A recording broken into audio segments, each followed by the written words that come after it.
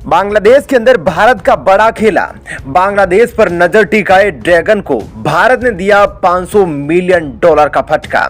बांग्लादेश में चीन की रणनीति का हुआ सत्यानाश। मियां इमरान पर चलेगा अमेरिका का हंटर।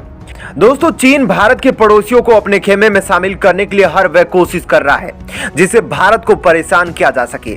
चीन का मानना है कि अगर वह भारत के चारों तरफ घेराबंदी कर देगा तो उसके हौसलों पर अपना दबाव बना सकेगा, क्योंकि अब चीन की गीदड़ भभकी से भारत और डरने वाला नहीं है। इसलिए चीन अब रणनीतिक रूप से भारत को घेरने की कोशिश कर रहा है। इसी कड़ी में दोस्तों, बांग्लादेश के अंदर बहुत बड़ा खेला हो गया है, क्योंकि बांग्लादेश भारत और चीन के बीच बहुत ही ज्यादा महत्वपूर्ण भूभाग वाला देश है। ऐसे में मौजूदा वक्त में चीन और भारत के द्वारा बांग्लादेश के अंदर बहुत हाई लेवल का डिप्लोमेटिक गेम खेला जा रहा है। और दोस्तों, दोनों ही देशों की यह कोशिश लगातार चली आ रही है कि वे एक दूसरे का बांग्लादेश से सफाया कर सके। दोस्तों, हाल ही में मैंने आपको बताया था कि कैसे चीन बांग्लादेश को अपने हथियारों पर कर रहा है, और खबर यह भी आई थी कि बांग्लादेश चीन की एक पनडुब्बी खरीदने जा रहा है। इसके अलावा भी बांग्लादेश की ओर से चीन के कई खतरनाक हथियारों को लिया जा रहा है। बांग्लादेश के अंदर चीन के इस काम का मकसद केवल और केवल यही है कि वह भारत के हथियार मार्केट को तबाह कर सके, बांग्लादेश से पूरी तरह भारतीय हथियारों का सफाया कर सके। दोस्तों, मौजूदा दौर में भारत भी लगातार नए और खतरनाक हथियारों का इजाद कर रहा है। इसी कड़ी में हमने देखा कि भारत ने इतिहास की सबसे बड़ी डील फिलीपींस के साथ बरमोस को लेकर की थी। इस डील ने उस मिथक को तोड़ दिया था कि भारत केवल हथियार खरीद सकता है, बेच नहीं सकता। हालांकि चीन भारत की भविष्य की ताकत को भांप गया है और वह भारत का सफाया बांग्लादेश से करना चाहता है। हालांकि दोस्तों, चीन अपने इन्हीं इरादों में काफी हद तक सफल भी होता दिखाई दे रहा है, लेकिन अब दोस्तों खबर आ रही है उसमें भारत ने पूरा पासा पलट दिया है। भारत की एक डील ने इस चीनी खेल को बदल दिया है। दरअसल खबर कुछ ऐसी है कि भारत अब बांग्लादेश को $500 मिलियन के हथियार बेचने वाला है। यानी कि आप सोच रहे हैं कि तकरीबन भारतीय रुपयों की बात करें तो ये 3,700 करोड़ बैठता है, जो कि फिलीपींस के साथ बरमोस को लेकर $374 मिलियन से भी ज्यादा है। और दोस्तों, बांग्लादेश को भारत ने अपने कूटनीति के जाल में फंसाने के लिए एक चीज यहाँ पर बहुत ही अहम की है। वह यह है कि भारत बांग्लादेश को यह हथियार line of credit card scheme के तहत देगा।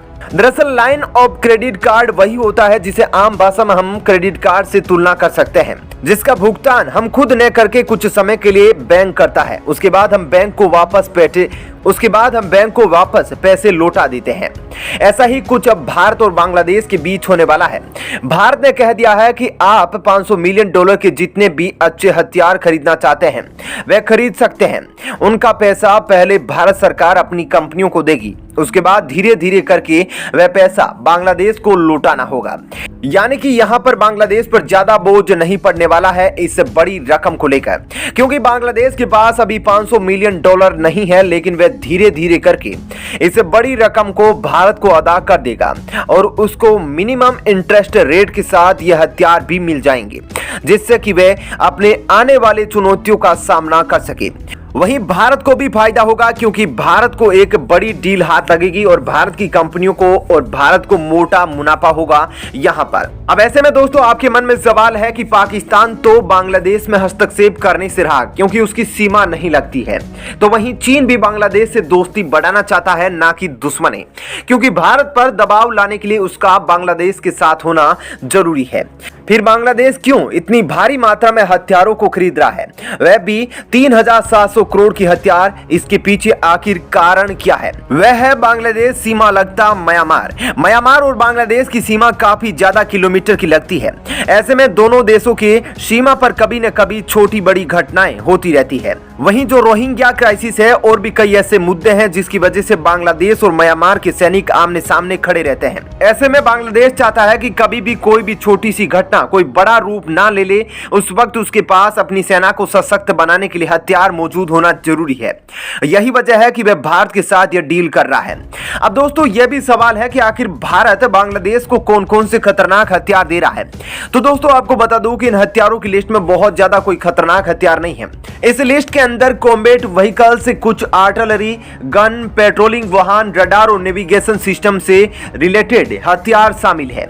इस लिस्ट में कोई भी ऐसा खतरनाक हथियार नहीं है जिसकी वजह से कल को बांग्लादेश भारत को नुकसान पहुंचे, भारत को आंख दिखाना शुरू कर दे। हालांकि ऐसा भी नहीं है कि भारत केवल बांग्लादेश को हथियार देता है। भारत बांग्लादेश के कट्टर दुश्मन म्यांमार को भी हथियारों की सप्लाई करता है और इसी कड़ी में हमने पिछले दिनों देखा था कि भारत ने म्यांमार को अपनी एक पनडुब्बी भी दी थी, जहां चीन ने बांग्लादेश को अपनी पनडुब्बी दी थी, तो वहीं भारत भी म्यांमार को अपना हथियार देने से पीछे नहीं हटा था। हालांकि इस बात की प्रबल संभावना जताई जा रही थी कि चीन बांग्लादेश में इस बड़े डील को हासिल करके अपने हथियारों को सप्लाई कर सकता था, लेकिन बड़ी कोशिश के बाद भारत सरकार ने इसमें सफलता पा ली है और इस डील को अपने नाम कर लिया है। बांग्लादेश के अंदर भारत के हथियार अपना दमखम दिखाएंगे। ऐसे में भारत यहां पर चीन को बड़ा झटका दे दिया है ताकि चीन बांग्लादेश में घुसने से पहले भारत के बारे में भी सोच सके कि चीन के प्रभाव को यहां पर कुछ हद तक भारत ने कम कर दिया है। लेकिन बांग्लादेश में पूर्णतया चीन को निष्कासित करने के लिए भारत को बहुत ज्यादा मेहनत की जरूरत है और हमारी सरकार इस चीज को देखकर वे लगातार बांग्लादेश के संपर्क में है। पाकिस्तान पर अमेरिका का बड़ा खुलासा। अब अमेरिका के हाथों मियां इमरान का बचना मुश्किल। दोस्तों, अमेरिका के टेक्सास में यहूदियों के एक पूजा स्थल में बंधक बनाने वाले हमलावर को लेकर बड़ा खुलासा हुआ है। दावा किया गया है कि हमलावर मलिक फैजल अकरम अक्सर पाकिस्तान जाता रहता था। वह मुस्लिम धार्मिक संगठन तबलीगी जमात का एक्टिव मेंबर भी था। इतना ही नहीं, फैजल अकरम का लंबा आपराधिक रिकॉर्ड भी था। मलिक फैजल अकरम अमेरिकी सुरक्षा बलों के साथ हुए मुठभेड़ में मारा गया था। अमेरिकी पुलिस ने फैजल की पहचान ब्रिटिश नागरिक के रूप में की थी। फैजल अकरम बंधकों को रिहा करने के बदले पाकिस्तानी वैज्ञानिक आफिया सिद्दीकी को रिहा किए जाने की मांग कर रहा था। आफिया को अफगानिस्तान में अमेरिकी सेना के अधिकारियों की हत्या के प्रयास में जुर्म की सजा सुनाई गई थी। टेक्सास की संघीय जेल में बंद सिद्दीकी पर अलकायदा से संबंध होने का संदेह है। अमेरिकी अधिकारियों ने दावा किया था कि हमलावर आफिया से फोन पर बात करवाने की मांग कर रहा था। सऊदी अरब ने तबलीगी जमात पर प्रतिबंध का ऐलान किया है। सऊदी ने कहा था कि तबलीगी जमात आतंकवाद का एंट्री पॉइंट है और इससे समाज को खतरा है। सऊदी इस्लामी मामलों के मंत्रालय ने मस्जिदों को शुक्रवार की जुम्मे की नमाज के बाद तकरीर में लोगों को उनके साथ न जुड़ने की चेतावनी देने का निर्देश दिया। एक के बाद एक किए गए ट्वीट में मंत्रालय ने कहा कि इस्लामिक मामलों के महामहिम मंत्री डॉक्टर अब्दुल लातीफ अल शेख ने कहा कि सभी मस्जिदें इसे अपनी तकरीर में शामिल करें और लोगों को इससे जुड़े खतरों के बारे में सब बताएं। तबलीगी जमात की शुरुआत लगभग 100 साल पहले देवबंदी इस्लामी विद्वान मौलाना मोहम्मद इलियास कांधलवी ने एक धार्मिक सुधार आंदोलन के रूप में की थी। तबलीगी जमात का काम विशेषकर इस्लाम के मानने वालों को धार्मिक उपदेश देना होता है। पूरी तरह से गैर राजनीतिक इस जमात का मकसद पैगंबर मोहम्मद के बताए इस्लाम की 5 बुनियादी अरकान का प्रचार करना होता है।